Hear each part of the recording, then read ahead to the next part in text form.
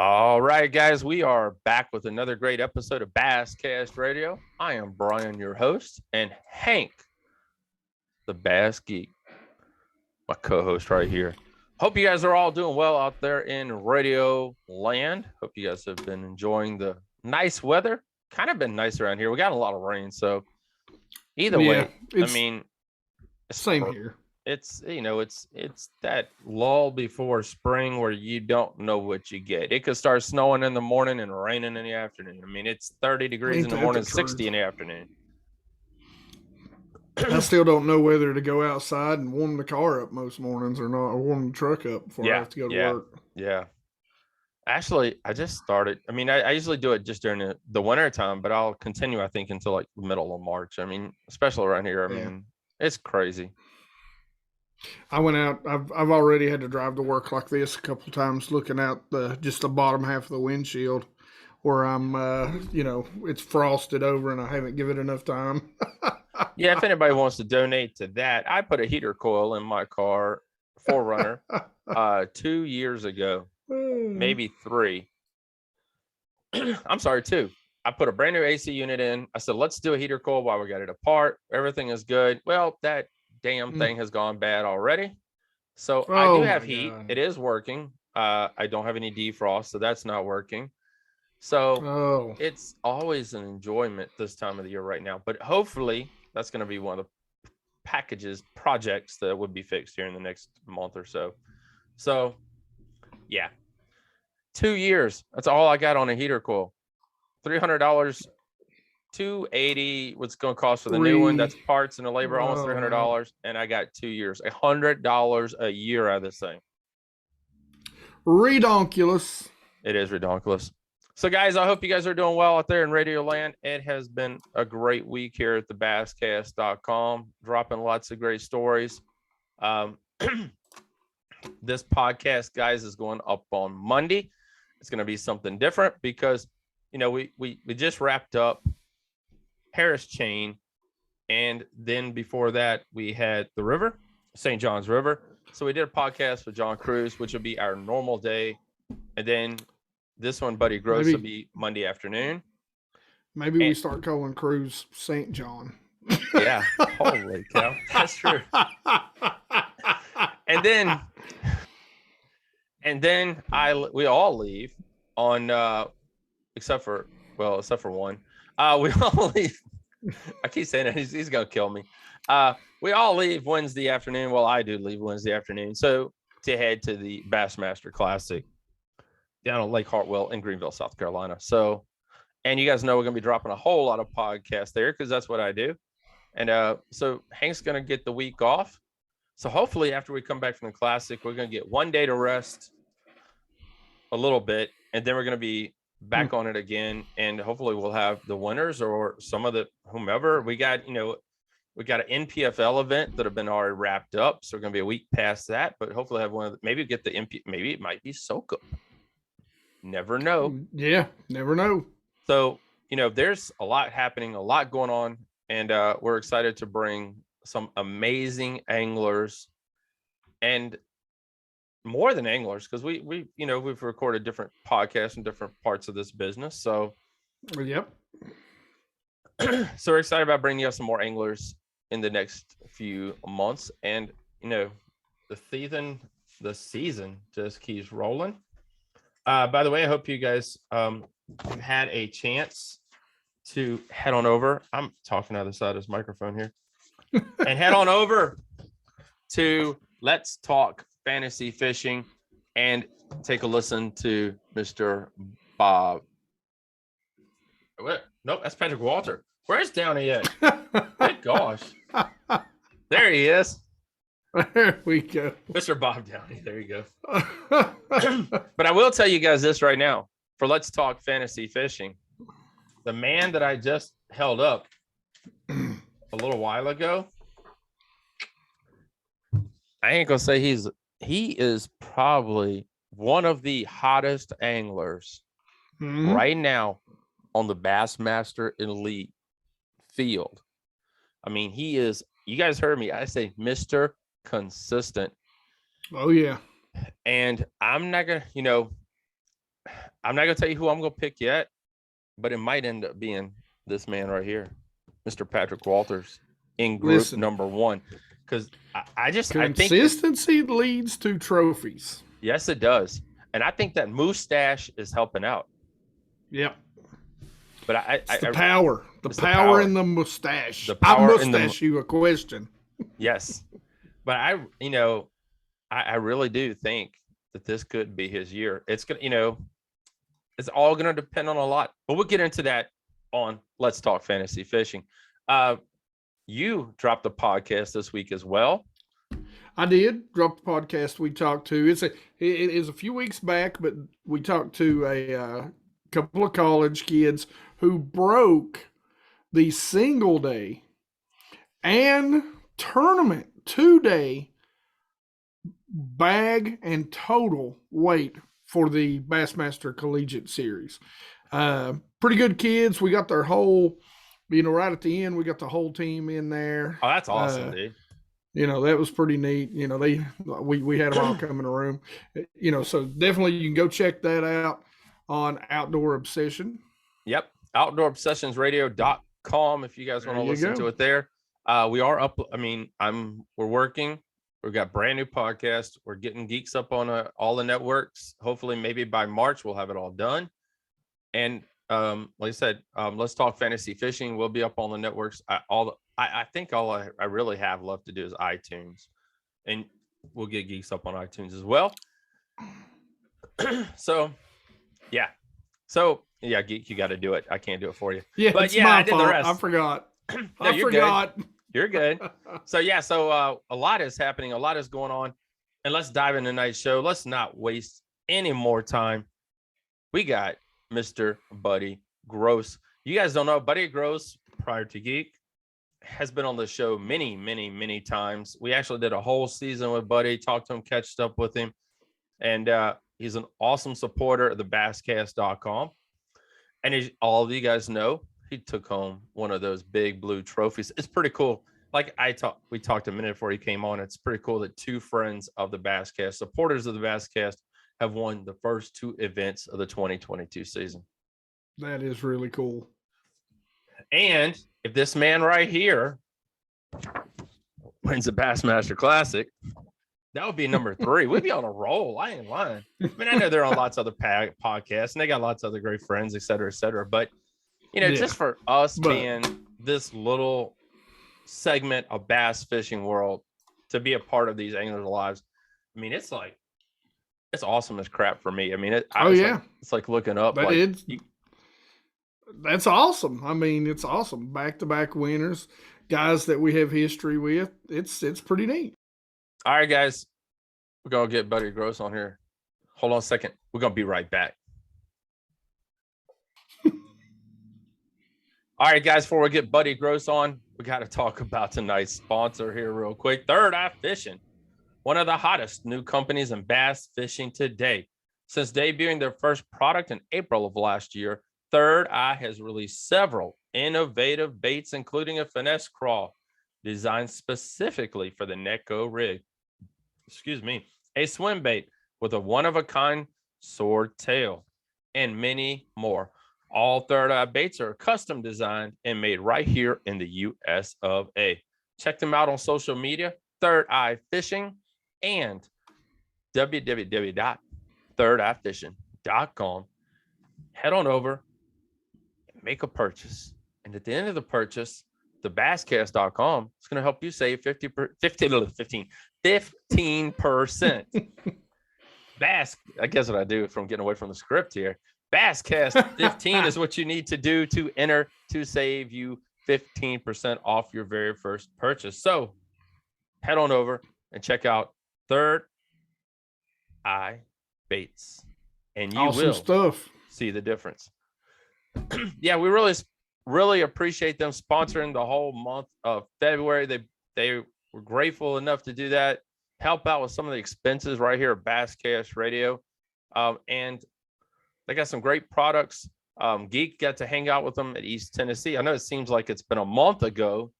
I know. It has been quite a while. Crazy enough, it has.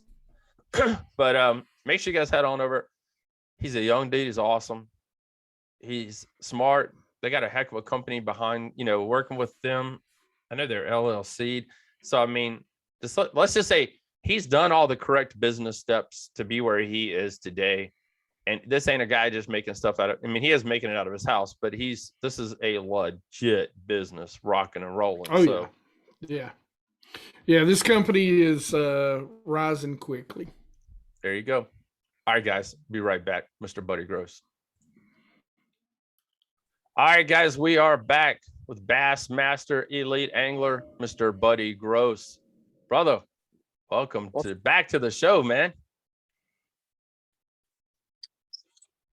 Thank you for having me, man. It's been awesome. I can't believe that it's been so long since we've been together. It has been quite a while, but this time, things have changed since the last couple of times we've actually spoke, and you got another one of those blue trophies.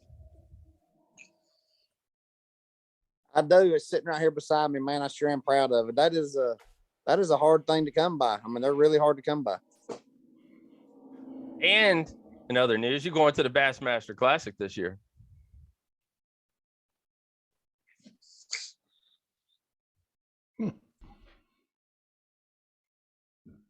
I am. I'm really looking forward to it. It's this will be the second trip I've made to the Classic. Last one I went injured. I just need to be healthy and be able to stand on the front deck this time.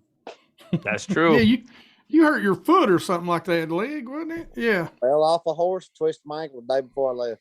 Oh man. Holy cow. You ain't gonna be doing that this year.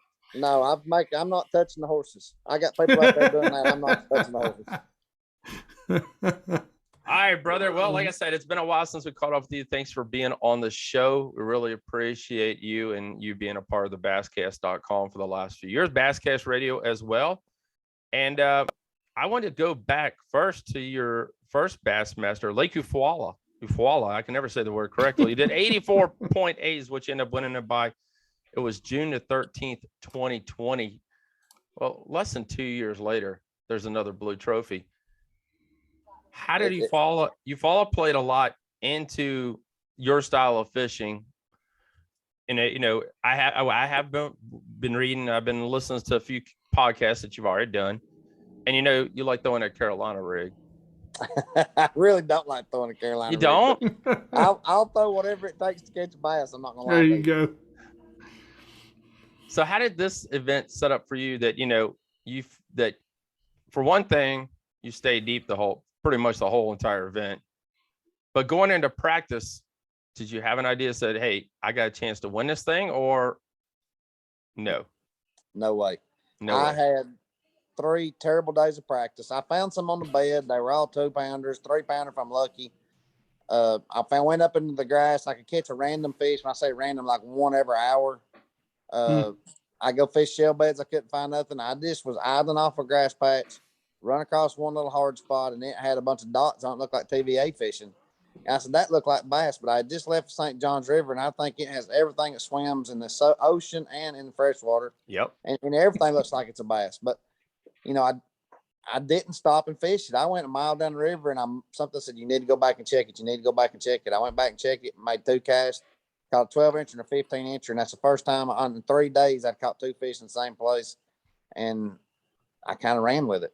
When on the first day I showed up and they bit. When I say they bit, I caught like 30 over 3 pounds. Nice. You said you had that bad practice. What, sometimes a bad practice, we learn from it as well. Was there something that you learned from that practice, or, what did you do? You had a bad practice. Did you go back and look at past notes, or did you go back, I know you guys can talk a little bit, but I mean, what did you do to say, okay, I want to regroup and go back out and make this thing happen? I don't talk to a whole lot of people. I talk to very few. And when I do talk to them, it's just more about baits. I don't ever talk about spots, really. Yeah, well, I understand that.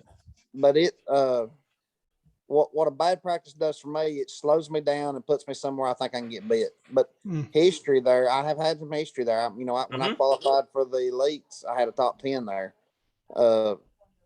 But we had a lot more grass. Big Harris is full of grass, Little Harris is full of grass. I have 400 waypoints I deleted when I was down there in practice, and that was all grass waypoints.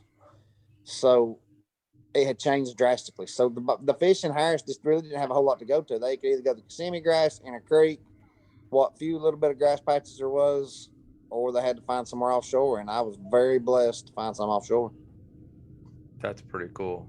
But they moved every day. I caught fish in a different place for 4 days. I never caught them the same place. Wow. Geek, go ahead. Thinking. So let's go ahead. Let's jump right into practice. I mean, you said you was kind of going by. You found this one group. I mean, was that the group you stayed on pretty much the whole tournament, or did you kind of find some other little groups out there deep? No, no group stayed still. That's what I'm telling you. They were moving. They were all post-spawn fish. I might have caught 3 pre-spawn fish, but 99% of everything I caught was post-spawn. Wow. And they moved every day.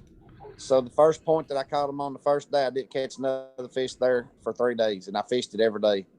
And then I had a secondary spot that I thought was the best spot on the lake, and I thought I could win anything that I wanted to off that spot, and I kind of left it alone for the first day. I went back the second day, and there was not a bite there, and there was 100 fish there the first day. Wow! So you kind of run across those fish, and you kind of went around trying to find other spots like that, other points like that. Then yeah. So after the first day, by 10:30, I didn't fish really no more other than practicing, and then I upgraded while I was practicing. Don't get me wrong, but I didn't bear down on nothing. I was trying to find some more stuff for the rest of the week, and that's what helped me. I kept running about 7 or 8 different areas, and I just rotated them every day.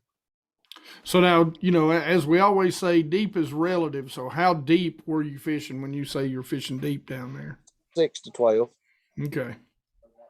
Mostly in that 6, 7, 8 feet. Most of my, I think 90% of my bites come out of that. I caught a few, and I think on the third day when I caught them really early and really fast, but it wasn't a lot of weight, those were in about 4 or 5 feet. Wow.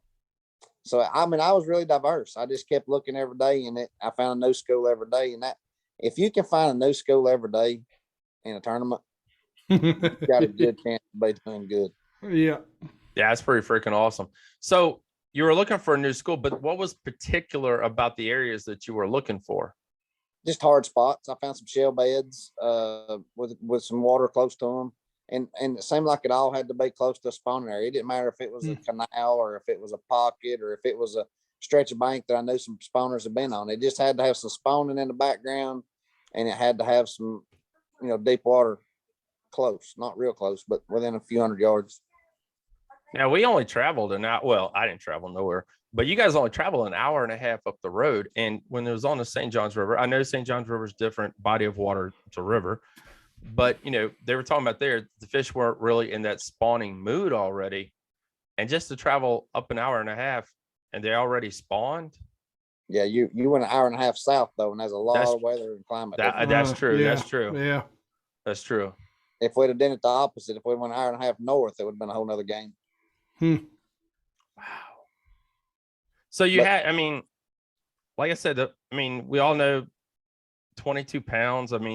You had some big bags, some big weights, but the final day, everybody's talking about the lunkers were coming off the grass. Yeah. And you were catching good fish, but like you said, 4 to 6 pounds was about the average or smaller, because you threw a whole lot back. I watched live. So, you threw a whole lot of fish back, that ain't gonna help me. There's another one throwing back. Was there ever anything that said, I want to make the run, or I'm just going to stay here, live and die right here? If it either on Ricky Bobby, first or last. Yeah, I fish that way a lot, especially when I get close to when you're getting close to the top, you got to gamble a little bit. And I did a little bit, but when you get 20 pounds in the box and the wind's blowing 20 miles an hour and you cross the lake and it's really rough and all my fish are post-spawn fish are beat up anyway. Yeah. Yes. I didn't need to go kill 2 of them and lose 8 ounces either. Yeah. And I like taking care of my fish. So if it had been slick calm, I would have left because I knew there was a couple of big betters, but with it being the weather conditions we were, and I kept getting bit all day, I decided just to hunker down and stay with it. And when I went back to the weigh-in, 100%, I thought I was beat by at least 2 pounds. Oh, wow. So that's pretty interesting because that's about what you won, just a little over 2 pounds, right? That's what you won by. But so, I And you got John Cox, Scott Martin, and all these Yeah. guys down there has fished Florida forever. And that Yeah. was just a real strong top 10 field. And I knew somebody was going to crack them. And, you know, all them guys were catching them. Smith was catching them. And, Yeah.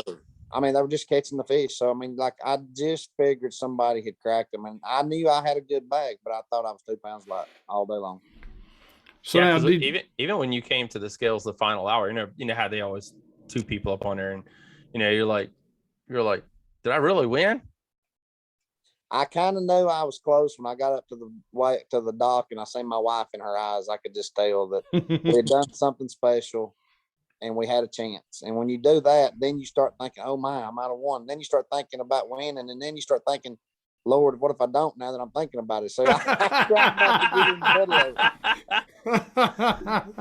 That's pretty good. Oh my goodness.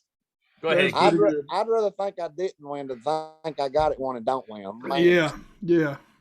That It's is too always funny. best to kind of chase down the leader as opposed to be the leader getting chased. Yeah, I don't want to get beat like that. I mean, Yeah. it would just tear my gut out. Yeah. Oh, so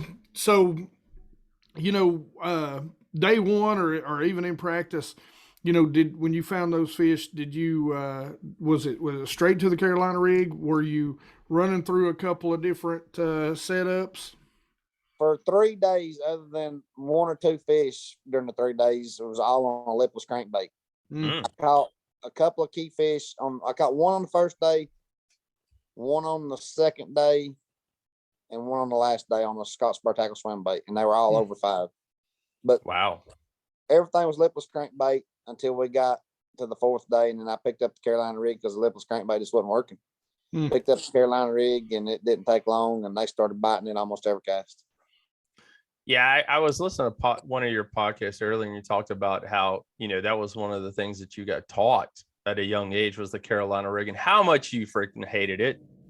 So, the old ball and chain. Because Buddy just likes to run and gun, and he's like, do I have to just keep throwing this thing? Hey, I fished with one this past year on Smith Mountain Lake here, big old purple 12-inch worm. And he's like, just drag it across rocks. I'm like, I am so bored. Please shoot me. Because I love throwing a drop shot, wacky, somewhere at least you're doing See, I something. I put the drop shot right there with it. Anything where I got to rig 22 components, and if I break it off, I got to keep going. That's when I'm just like, you know what? Listen, if I'm just out fun fishing, I'll do whatever it takes if I'm tournament fishing. But if I'm out fun fishing, I just look at it and go, well, they ain't biting a swim bait. It's time to go get some beer and wings. I'm in on the swim bait, though. I love swim bait. Yeah, me too, man. All right, let's roll on, man. First of all, congratulations on that. But we're almost exactly. By the time this podcast goes up, we'll be actually in to the Bassmaster Classic. Mm-hmm. How are you feeling? I got momentum. I got a lot of confidence right now. The lake and I've only been there one time in a tournament, and I crushed them in practice, and it absolutely beat my eyes out during the tournament. So we're a little bit further behind from where I've ever been over there, and I think that's going to help me. I think we're going to be in a pre-spawn deal more than a full-blown spawn. Oh, yes. So anytime we're pre-spawn, I'm liking it. I mean, that's my deal. I like finding pre-spawn, post-spawn fish. So I'm looking forward to it. There's going to be a lot of chunking and winding. I'm going to look for largemouth, but I'm also going to be on that spotted deal because I think the spots are going to play big the first few days. I think it's going to change over in the later part of it. Mm-hmm. I can see that, definitely. Yeah, because just by the way, I've already looked at the weather forecast, and I think we're supposed to start off. The tournament itself is supposed to start off in the day in the mid or lower 60s, and by the time it all finishes, it's supposed to be almost 70 degrees. Yeah, our first morning was going to be like 29 if it don't change. That cold front. The morning's going to be cold. But the first morning will be 29, then I think the second morning will be low in the 50s, which that's going to make a big difference. That's why I think spots are going to play the first day and a half, and I think we're going to see some of the largemouth play in if the weather stays the same. So I just know they're green and they swim, and I like the ones with the largemouth a lot better. But you can count on them spots in cold weather a lot more than you can largemouth. Yeah. So It's going to be hard. I don't know what I'm going to do yet. I'm going to kind of let the lake tell me. I'm not going to go over with any preconceived notions as far as what I know what I want to do, and I'm going to chase that for a minute. And if it looks like it ain't happening, I'm going to get my eyes back open and try to find something that'll just catch me some fish. During your pre-practice, were you finding spot? I mean, I know things are changing, but do you think it's going to be a pattern that you can settle down in and do what Buddy Gross likes to do? When's this thing airing? Monday. You know, I think it's going to be a real grind. I think you're going to have to. I'm just kidding. There it goes. I really think you're going to catch it. I think they're not going to bite nowhere. I think everybody ought to go down to the dam and fish the spots. Is what I think. 9 and 10 pound limits. Yeah. I really think if the weather does what it's supposed to do, by the end of this tournament, somebody's going to crack some big old weights. Wow. Yeah. They catch some fish over there now. They some big ones. In 2016, I caught a 9-pounder. I mean, like I'm telling you, they live there. Oh, yeah. What do you think it's going to take each day? For what? To move on. To the third day? The average. If you know, we got a contest going up. I'm going to put it up Friday. I decided that today. But what do you think it's going to take to win this thing overall? How many pounds to hold up a Bassmaster Classic Championship trophy? I think 57 pounds will win it. Ooh. He's right there, Cruz. Cruz said 50. Yeah. So you said 57. So we had Cruz on the other night. So I think somebody's going to bust 20 at least once, and then they're going to have some teams with it. I think there'll be a 20-pound bag, and I think it may be late in the week, though. I think they're not going to see it coming. It's just going to show up. Nice. Yep. Be good to see a 20-pound bag come out of there. I've watched some weights over there this year. They've caught some 25s and 6-pounders bags this week. I mean, this year. Holy cow. They live there. I'm telling you, they live there. And if the weather does what it could do, it could get on fire. You know, it's crazy. I think it's good. Was it Casey Ashley? Yeah, he won it there. And it was a total different event. I mean, we froze our butts off. Oh, yeah. I mean, it was. They had ice in the rods till 1 o'clock in the afternoon, I think. Yes, it was a total different event. And some great weights that tournament as well. But yeah, it's going to be a total different event.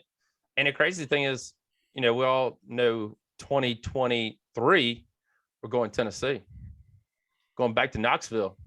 Yeah, that'll be interesting. It's not a fishery I fished a whole lot, but I know. But he can't. I know it's in the middle of Knoxville. Now, yeah, I'm a Tennessee boy. I'm up here around South Holston. Around them. Can we get them to at least just go to Watts Bar? I wish they let us lock. Yeah, I know. I mean, I get it that it's right downtown Knoxville, but man, that lake. Listen, I'm not gonna say it's a bad lake, but if I'm going to pick any in that line, it won't be that one. I'll straight tell you, though, I went there one time. This is a long time ago, back when Bassmaster weekend series were going on. Yeah, yeah. And I caught it during a shad spawn, and then I had a little offshore bite. Man, I finished second or third, but I cracked them. Yeah. Now I'm telling you, yeah, there's some good fish in there. And used to, you could go up in the river and really, really get on some good fish. But I don't know, something's happened to it in recent years. Maybe we'll figure out the code between now and then. Because if it looks like I'm gonna make it, I'm gonna go visit it. I promise. Oh, right. Yeah, because it actually, and that bite's gonna probably be pretty good as well. Because this is supposed to be the 23rd, 24th, 25th, and 26th of March. Yeah. So we're gonna be later. So it's gonna be even better. That will help. Yeah. So definitely that'll help a lot. Buddy, man. We appreciate you coming on. Thanks for taking time to talk to us. I know you guys are all rigging up, ready to go. I'm leaving Wednesday afternoon, heading that way. And we're peeling out tomorrow, so I'm trying to get everything loaded up. Yeah, Cruz is heading out tomorrow as well. So please, safe travels, good luck. And I do not want to see you at a booth, especially a Fitzgerald booth. We want to see you up on a stage for the whole entire event. I hope so. I'm really looking forward to trying to make a real good run at this one. So just stay healthy and make a good run at it. Stay off the horses. Don't touch any animals. You're not allowed to pick up anything but a glass of water. Exactly. That's what we're talking about. Hey, any sponsors you want to thank before you roll out? Hey, all of them. Bullet Boats, Mercury Marine. You know, I got Boat Logics, the city of Chattanooga. We got the city of Dayton, lithium batteries, lithium pro batteries. But all of them. I mean, if you Zoom Baits, Huckleberry Apparel, Hank's Carpet, Fitzgerald, Hypertech. I'm forgetting somebody, but all our guys, Buddy Gross Fishing, Instagram and Facebook. You can check them all out. They're all local to our area, most of them, and you know, it's just great people. It's like a family on my sponsor. So if I can help anybody with anything, just let me know. All right, guys. Buddy, man, appreciate you coming on talking to us, guys. We're going to take a quick commercial break, and we'll be right back. All right, guys. Third Eye Fishing, one of the hottest new companies in bass fishing today. Since debuting their first product in April of last year, Third Eye has released several innovative baits, including a finesse crawl designed specifically for the Neko rig, a swim bait with a one-of-a-kind sword tail, and many more. All Third Eye baits are custom made and designed right here in the US of A. Check them out on social media, Third Eye Fishing and thirdeyefishing.com, and make sure to use the code BASSCAST15. Click the link under this podcast. I put a little banner link. Click on that. Go check out what they have to offer based on your, you know, everybody likes something different. But go check it all out. Order some product, get it shipped to your house, and, you know, order a bunch of it, man. Get stocked up. You guys, I'm going to hit on this video I shot here. Try Third Eye Fishing. They're awesome. Geek recommends them to anybody. I recommend them. I don't have any yet. I haven't placed an order yet. I really don't place anything till I come back from a classic. I'll be honest with you guys. I don't do anything like that. I got a ton of stuff. I've actually got 2 videos where I'm on Lake Hartwell, and oh gosh, what's the other one? I never can remember its name, but both of them in South Carolina. I'm using a Third Eye Dojo worm on a shaky head, catching spotted bass. Yep. So check them out. Order some today. As you guys saw, I did a video a while back. Baits are going up. Products going up. Everything's going up. Use your 15% off code. Save you some money. I'm not sure. I have to go on their website. They might even have a free shipping deal if you order over a certain amount of money. I can't guarantee it. But get it in. Order your wide variety. And just, you know, a bunch of different colors. I don't know. I can't tell you what to do. It's your money, not mine. But check them out. Third Eye Fishing. We're happy to be a part of them. And thank you to them for sponsoring February's Basscast Radios. And if you would like to be a sponsor of the show, just DM us or hit me up on email media@thebasscast.com, and we will be in contact with you ASAP and get something worked out with you guys. So thank you, everyone. Thank you all for watching on Rumble, following us there, YouTube, and all the other buried podcasting networks. They're buried, really buried, really buried somewhere. We're gonna have to do it again, though. We haven't done it in a while. No, we have not done that in a while. Also, you know, I don't really say this much on the show, but if you do listen to Google or if you listen on iTunes, leave us your, you know, a rating, a feedback. That helps us move up on the charts. It's kind of like YouTube and all the rest of them that Geek's a part of. Yeah. Leave us a comment, because that helps move up. Instagram's the same way. I'll tell you this, guys, all your social media is the same way. The bigger your post is, the more comments are on your post, the higher it moves up, the more people see it, and the more it helps our sponsors. The more we hope it helps you as an angler. We introduce more anglers. More anglers get introduced to Hank, the Bass Geek, and everybody, you know, I don't really care about me. I want to care about you guys, and you guys learn more about bass fishing. And hopefully we make it happen right here on Bass Geek Radio, Basscast Radio, and Bass Geek Radio, the podcast, and Bass Geek, the YouTube channel as well. That's right. All right. got another video coming from Geek next on Sunday. We got one probably coming. Got one drop today, actually. It's kind of my, well, for you guys, it would be last Wednesday. Yes. But yeah, we dropped that Wednesday. It's the Columbus, Ohio Expo. Got some really cool products in there, some new companies that I found. And we've got, as always, the Bass Geek subscriber shout outs. We put as many people that want to be on. A lot of them don't like to be in front of the camera, but I do. We give you guys the chance to be on and say hi. It's my way of saying thanks to you all for all the support. There you guys go. Guys, thank you for listening. Thank you guys for all tuning in. Like I said, this is a special Monday night edition because we're off and we're hitting the road. And for all you guys who are traveling to the Bassmaster Classic, please be safe. Take your time. We're actually leaving a day earlier than what we usually do because we're just going to take our time and get down there and enjoy the whole event and not feel like poop for media day. I hear you. Because media day, it starts it all off and I get in my own world and everybody forgets who I am or they just try to forget who I am.